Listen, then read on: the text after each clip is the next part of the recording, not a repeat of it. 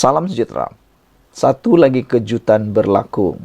Betul-betullah Muhyiddin bakal jadi Perdana Menteri untuk kali kedua. Beliau bakal menyaingi Atok 99, yaitu Tun Mahathir. Kalau Tun Mahathir ada harapan jadi Perdana Menteri kali ketiga, Muhyiddin juga nak jadi Perdana Menteri kali kedua. Bagaimana pula dengan Ismail Sabri Yaakob? Dan bagaimana pula dengan Najib? Jauh sekali untuk Anwar. Belum lagi ada apa-apa ura-ura dia akan jadi kali kedua. Sebab kali pertama pun belum habis lagi. Kejutan kali ini datang daripada Malaysia Kini. Muhyiddin layak jadi Perdana Menteri, kenapa nak pilih calon lain? Kata seorang pemimpin di Perikatan Nasional, iaitu Hamzah Zainuddin. Hamzah Zainuddin mempersoalkan dakwaan pihak luar yang menamakan pemimpin lain sebagai calon Perdana Menteri bagi Perikatan Nasional PN selain daripada pengerusinya Muhyiddin Yassin. Dia menjawab soalan mengenai dakwaan sesetengah pihak bahawa Perikatan Nasional PN mempunyai calon lain sebagai Perdana Menteri seperti Menteri Besar Terengganu Ahmad Samsuri Mokhtar dan juga termasuk dirinya. Hamzah turut menafikan wujudnya situasi tidak gembira dalam kalangan ahli parti dalam gabungan itu berhubung isu calon Perdana Menteri pembangkang. Dia menegaskan tidak adil untuk mengatakan Muhyiddin tidak layak sebagai calon kerana ahli Parlimen Pagoh itu meletak jawatan sebagai Perdana Menteri setelah ahli Parlimen BN menarik sokongan. Adakah adil nak kata dia letak jawatan? Tidak. Dia masih ada peluang, kata Hamzah. Muhyiddin adalah Presiden bersatu saya. Apa masalahnya jika nak promosi dia sebagai Perdana Menteri? Saya rasa tidak ada salah untuk meletak dia sebagai calon Perdana Menteri. Kenapa tiba-tiba kita nak kata ada calon lain sedangkan dia pengerusi PN? Kata Hamzah Zainuddin. Namun demikian, ada ramai penganalisis politik kata, Muhyiddin Yassin sudah hilang kuasa sebenarnya dalam Perikatan Nasional, memandangkan Parti Bersatu sudah makin kecil bilangannya secara sokongan kepada Perikatan Nasional. Dengan apabila 6 ahli parlimen daripada Parti Bersatu sah menyokong Anwar Ibrahim, maka kini bilangan kerusi Parlimen Bersatu di Perikatan Nasional makin kecil. Jadi ini menjadikan PAS sepatutnya yang layak menjadi pengerusi Perikatan Nasional dan layak pula mencalonkan calon Perdana Menteri baharu untuk menggantikan calon daripada Parti Bersatu. Kerana kalau ikutkan logik, yang patut menjadi Perdana Menteri ialah orang yang mempunyai bilangan kerusi parlimen terbanyak. Saudara-saudara sekalian, tambah ahli parlimen larut itu iaitu Hamzah Zainuddin, Perikatan Nasional akan mengumumkan calon Perdana Menteri mereka sekiranya gabungan itu berjaya menawan Putrajaya. Dalam pada itu, Hamzah turut menafikan perjumpaan antara pihaknya bersama Perdana Menteri Anwar Ibrahim untuk berunding mengenai jawatan dalam kerajaan. Malah dia bertegas mengatakan tidak pernah bertemu Anwar Ibrahim setelah Presiden itu memegang jawatan Perdana Menteri pada November lalu.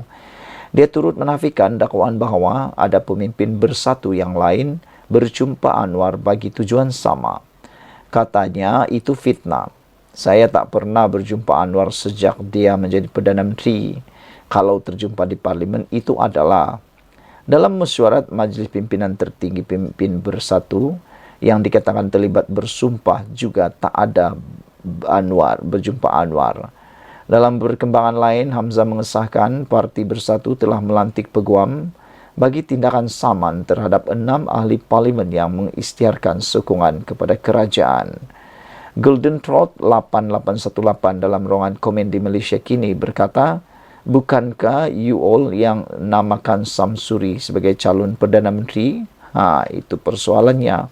Dan adakah dengan kenyataan Hamzah Zainuddin ini bakal akan menguris pula perasaan Presiden Parti PAS atau ahli-ahli Parti PAS, ahli Parlimen Parti PAS dan kena pencalonan Samsuri yang mula disaingi. Prejudis kata, boleh nak jadi Perdana Menteri, syaratnya bawa balik dulu anak menantu. Sampai sekarang anak menantu Muhyiddin belum balik Malaysia. Tok Mudim kata tak usahlah, nanti darurat saja sepanjang masa. Sekian dulu untuk kali ini. Jangan lupa tinggalkan komen anda pula. Tekan butang subscribe. Kita jumpa lagi. Bye-bye. Selamat petang, salam sejahtera. Selamat pagi, salam sejahtera. Salam sejahtera semua. Setelah lama kita menunggu tentang keputusan siasatan SPRM dan keputusan pengisytiharan harta anak-anak Dr. Mahathir, akhirnya ini jawapan yang kita tunggu-tunggu. Anak-anak Mahathir akhirnya tampil mengakui sendiri perkara ini. Mereka kata, beri kami masa. Kami sedang kumpul maklumat 43 tahun. Mereka kata harap bersabar. Itu jawapan anak-anak Dr. Mahathir. Anak-anak bekas Perdana Menteri Dr. Mahathir Mohamad meminta SPRM bersabar. Sementara mereka mengumpul maklumat untuk tempoh 43 tahun. Menyifatkan ia sebagai usaha yang mustahil, Muqzani dan Mirzan berkata demikian sebagai maklum balas kepada Ketua Pesuruhjaya SPRM yang sebelum ini mendedahkan kedua-dua mereka masih belum menyerahkan pengisytiharan aset. Dalam satu kenyataan petang tadi, Muqzani dan Mirzan menegaskan bahawa SPRM telah memberi mereka 30 hari untuk mematuhi permintaan itu. SPRM telah meminta senarai aset sejak 1981, tahun ketika bapa kami Tun Dr. Mahathir menjadi Perdana Menteri. Ada juga netizen yang menyindir secara sinis Muqzani dan Mirzan. Kata mereka, susah sangat karena ingat aset yang mereka miliki. Terlalu banyakkah aset yang mereka miliki sehingga mengambil masa yang terlalu lama untuk menyenaraikannya, kata mereka. Ada juga netizen yang menyindir, kata mereka, harta yang aku miliki tak sampai 5 minit pun selesai untuk ditulis, kata mereka lagi. Begitu sikitnya harta kami, katanya. Ada yang kata aku ambil masa sehari untuk memikir apa harta yang aku miliki, katanya, tetapi tiada yang boleh disenaraikan. Hanya ada sebiji motor, RX-Z atau Modenas dan sebagainya. Ada juga yang menulis harta aku hanya sebiji, kereta second hand, itu pun warisan daripada seorang bapa, kata seorang netizen. Jadi mereka menjangka memang terlalu banyak aset yang dimiliki oleh anak-anak Mahathir ini kerana dalam tempoh 30 tahun, 30 hari, hampir-hampir tidak cukup masa untuk menyenaraikan aset mereka yang dikehendaki SPRM pada sejak 1981 lagi. Kata anak-anak Mahathir, kami sedang menyusun maklumat yang ada dan melibatkan pihak yang berkaitan untuk membantu dan menasihati kami mengenai proses itu, tambah mereka. Kedua-dua adik-beradik itu berkata untuk mengelakkan sebarang salah nyata atau prasangka adalah wajar bagi semua pihak untuk cermat ketika mengulas kes ini, katanya. Ketua Pesuruhjaya SPRM Azam Baki, lebih-lebih lagi apabila kami tidak dimaklumkan mengenai siasatan secara spesifik selain ia berkaitan dengan bapa kami, katanya. Tugas di tangan untuk mengumpul maklumat selama 43 tahun adalah usaha yang mustahil dan kami meminta kesabaran dan pemahaman untuk memenuhi permintaan SPRM. Pada Selasa, Azam mengingatkan kedua-dua mereka boleh menghadapi tindakan undang-undang jika gagal mengisytiharkan harta seperti yang diminta. Azam juga memaklumkan bahawa kedua-dua mereka boleh meminta lebih masa apabila tempoh notis tamat pada pertengahan bulan ini. SPRM memanggil Mirzan dan Muqzani untuk disoal siasat bulan lepas. Seksyen 36 Akta SPRM menghendaki penerima mematuhi barang notis yang dikeluarkan oleh Suruhanjaya itu. Ini termasuk tidak terhad kepada permintaan SPRM untuk mengisytiharkan aset. Kegagalan untuk mematuhi notis itu boleh dihukum penjara sehingga 5 tahun dan denda sehingga RM100,000. Sebelum ini, bekas Menteri Kewangan Daim Zainuddin dan isterinya Naimah Abdul Khalid juga didakwa gagal mematuhi notis yang memerlukan mereka mendedahkan aset. Komen daripada netizen, takkan setiap tahun tak ada buat audit dalaman aset yang dimiliki. Macam mana nak tahu untung ruginya company yang diuruskan, kata Prejudis. Red Parrot kata, anak Atok 99 tahun kata harap bersabar, kumpul dokumen untuk tempoh 43 tahun lepas. Kenapa tunggu 43 tahun baru declare?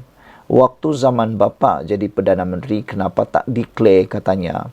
Ambil satu dokumen je. The latest total amount of money in the bank in and out of the country, kata beliau. How much the latest value of the asset, kata Red Parrot 2782.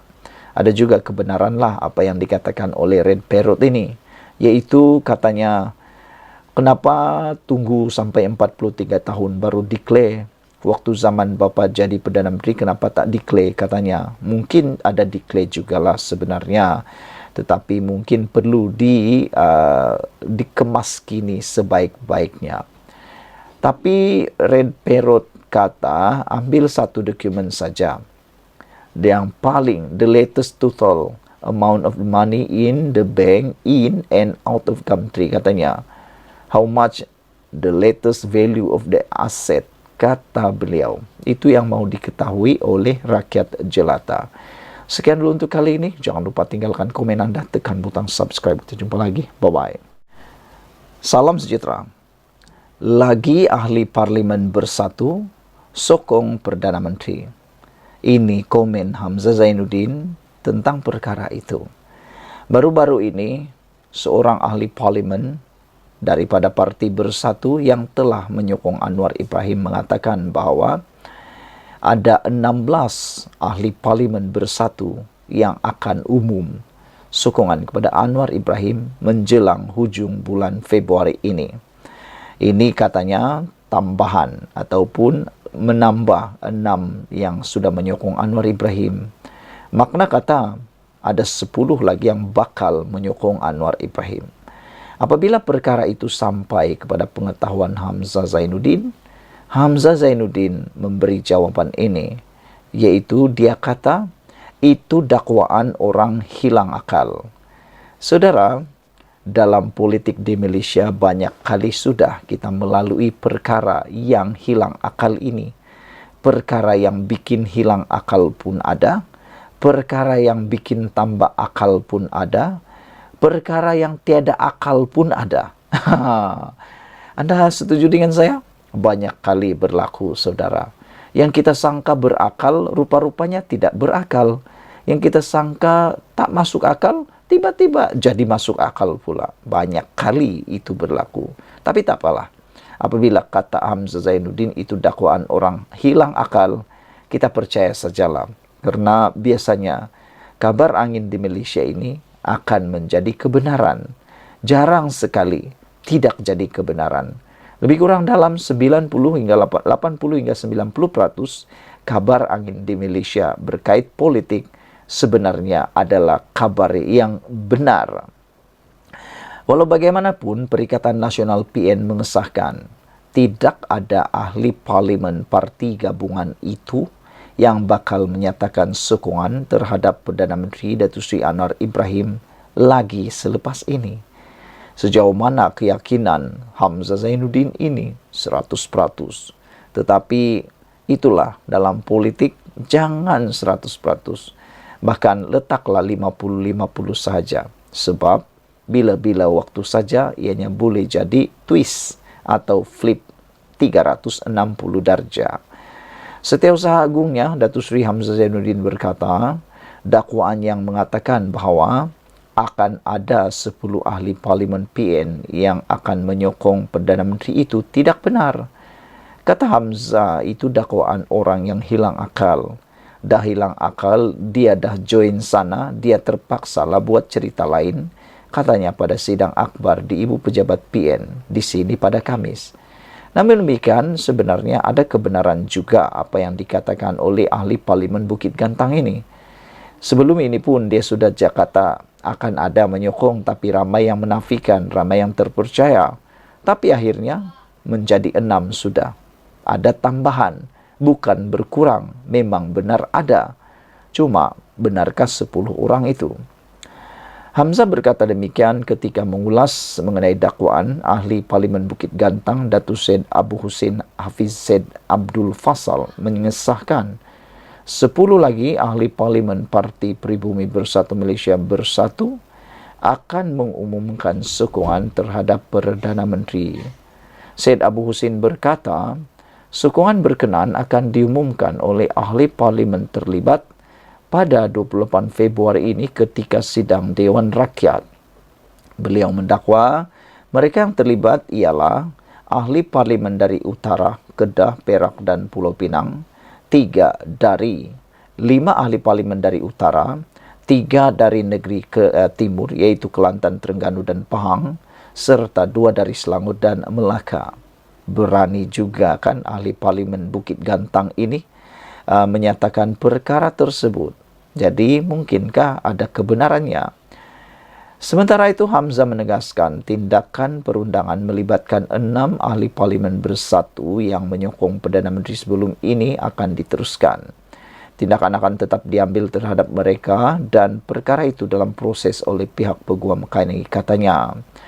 Sebelum ini, ahli Parlimen Perikatan Nasional yang menyatakan sokongan terhadap Perdana Menteri melibatkan 6 orang semuanya. Selain itu, ahli Parlimen Kuala Kangsar Datuk Iskandar Zulkarnain dan ahli Parlimen Labuan, manakala terbaru ahli Parlimen Tanjung Karang Datuk Dr. Zulkaperi Hanapi yang turut mengambil langkah sama pada 24 Januari lalu. Sekian dulu untuk kali ini. Jangan lupa tinggalkan komen anda, tekan butang subscribe. Kita jumpa lagi. Bye-bye. Selamat petang, salam sejahtera. Selamat pagi, salam sejahtera. Selamat tengah hari, salam sejahtera. Ada orang kata Barisan Nasional akan tarik sokongan kepada Kerajaan Perpaduan. Namun demikian, sehingga ke hari ini tidak ada satupun berita daripada pengerusi Barisan Nasional iaitu Zahid Hamidi berkaitan perkara itu. Dan baru-baru ini telah disahkan bahawa tidak ada satupun bahagian UMNO yang mencadangkan untuk UMNO atau Barisan Nasional menarik sokongan kepada Anwar Ibrahim. Walau bagaimanapun, kalaulah tindakan BN mahu menarik sokongan diteruskan atau mahu dibuat, sebenarnya menurut penganalisis politik dan pemikir hebat Malaysia, mereka mengatakan tindakan Barisan Nasional akan makan diri jika menarik sokongan terhadap Kerajaan Perpaduan. Apa pula pendapat anda semua? Kalau BN tarik sokongan terhadap Kerajaan Perpaduan, adakah anda juga setuju? Pertama, ianya akan makan diri kepada Barisan Nasional itu sendiri. Tolong tuliskan dalam ruangan komen apa yang akan menyebabkan Barisan Nasional akan makan diri sendiri. Kedua, adakah anda setuju kalau Barisan Nasional BN atau UMNO benar-benar menarik sokongan terhadap Kerajaan Perpaduan? Kerana menurut seorang penganalisis politik dan pemikir politik Malaysia, Kerajaan Perpaduan tidak akan mengalami kesan besar sekiranya Barisan Nasional BN membuat keputusan menarik semula sokongan kerana tidak berpuas hati dengan keputusan pengampunan Datuk Seri Najib Tun Razak. Ini dinyatakan sendiri oleh penganalisis politik dari Universiti Sains Malaysia, Profesor Datuk Dr. Siva Murugan. Saudara-saudara sekalian, pada pendapat kita, ramai yang berpendapat bahawa sekiranya Barisan Nasional atau UMNO benar-benar mahu menarik sokongan terhadap Kerajaan Perpaduan, ada yang mengatakan seperti Sabudin.com mengatakan tempat UMNO mungkin bakal akan digantikan oleh Parti Bersatu. Kerana tidak mustahil sebenarnya bersatu turut mahu mengintai, mahu menjadi sebahagian daripada kerajaan. Dan mungkin tidak mustahil penghalang untuk bersatu mahu bersama dalam kerajaan adalah semata-mata kerana adanya UMNO dalam parti itu atau ada Barisan Nasional dalam gabungan kerajaan itu. Dan ada orang kata tiada yang mustahil dalam politik di Malaysia. Kalau benar ada yang mustahil, semua itu adalah palsu. Saudara-saudara, selain daripada itu, bersatu mungkin mengintai mahu masuk dalam parti kerajaan untuk menggantikan UMNO. Jadi kalau UMNO keluar dari kerajaan, mereka akan jadi saksi, mereka akan jadi hanya melopong dan tidak akan dapat apa-apa. Mungkin juga selepas parti bersatu menyertai kerajaan perpaduan, PAS juga mungkin akan turut sama bersama dalam kerajaan perpaduan, memandangkan UMNO sudah tiada. Jadi akhirnya UMNO hanya berseorang terkapai-kapai sebagai pembangkang pula. Dan adakah mereka akan mampu bangkit semula? Tidaklah adil dan tidaklah molek serta tidaklah afdal UMNO atau Barisan Nasional sanggup memperjuangkan nasib mereka semata-mata kerana merajuk, kerana tak puas hati, kecil hati kerana Najib tak dapat pengampunan penuh. Kalau diteruskan juga perkara itu atau kerana tidak dapat move on dengan pengampunan Najib, ianya sebenarnya bakal memberikan kesan buruk kepada Barisan Nasional dalam jangka masa yang panjang. Silap-silap hari bulan, para penyokong yang kebanyakannya tidak bersetuju atau tidak menyokong Najib akan turut bersama menyokong lebih kepada parti bersatu. Sejauh mana Barisan Nasional berani menarik sokongan, terpulang pada mereka. Walau bagaimanapun, itulah yang akan terjadi. Tindakan Barisan Nasional makan diri jika tarik sokongan kerajaan perpaduan, kata Siva Murugan. Sekian dulu untuk kali ini. Jangan lupa tinggalkan komen anda, tekan butang subscribe. Kita jumpa lagi. Bye-bye. Selamat pagi, salam sejahtera. Terima kasih karena bersama dengan saya di Nazilin Unity Channel. Beberapa waktu kebelakangan ini timbul isu kononnya wujud dua kem dalam parti bersatu.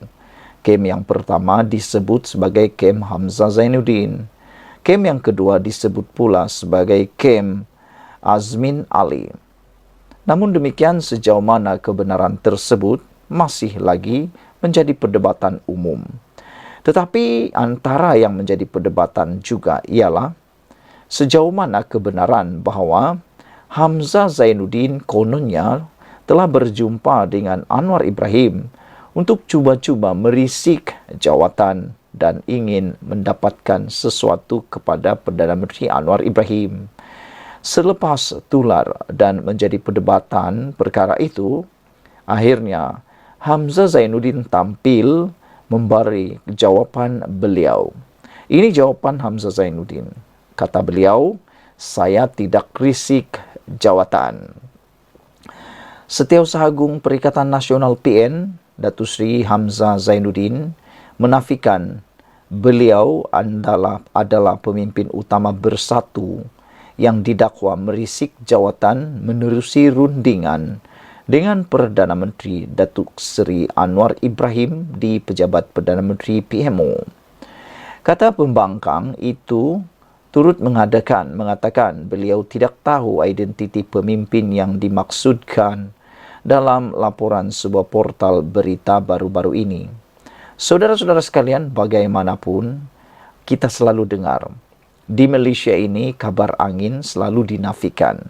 Kabar angin selalu tersebar. Tapi ada pepatah kata, tak bergoyang kayu atau pokok kalau tidak ada angin. Seringkali kabar angin di Malaysia ini banyak kali dinafikan. Banyak kali cuba dinafikan. Tetapi akhirnya tak sampai pun 2, 3, 4 bulan, jauh sekali setahun. Kadang-kadang hanya 2, 3 hari selepas itu, maka timbul kebenaran, kabar angin itu jadi benar. Dan kabar yang benar yang selalu didengar kadang-kadang tak kesampaian kebenarannya, hanya janji-janji tinggal janji. Kabar angin pula yang jadi benar. Jadi, adakah kabar angin yang mengaitkan Hamzah Zainuddin ini juga jadi cerita seperti itu? Walaupun memang Hamzah Zainuddin telah pun menafikan perkara tersebut. Beliau kata beliau tidak tahu identiti pemimpin yang dimaksudkan dalam laporan sebuah portal berita itu baru-baru ini. Malah Hamzah Zainuddin turut mengatakan pemimpin lain dalam parti itu mengaku tidak melakukannya. Kata Hamzah, siapa dia? Pemimpin Bersatu yang berjumpa Anwar. Mana saya tahu, katanya. Saya tak pernah berjumpa Anwar Ibrahim untuk berbincang sejak dia jadi Perdana Menteri. Tetapi terjumpa di parlimen itu adalah, kata beliau lagi. Beliau berkata demikian pada sidang selepas mesyuarat ketua-ketua jawatan kuasa portfolio Dewan Rakyat ke-15 Perikatan Nasional di Ibu Pejabat Perikatan Nasional di sini hari ini.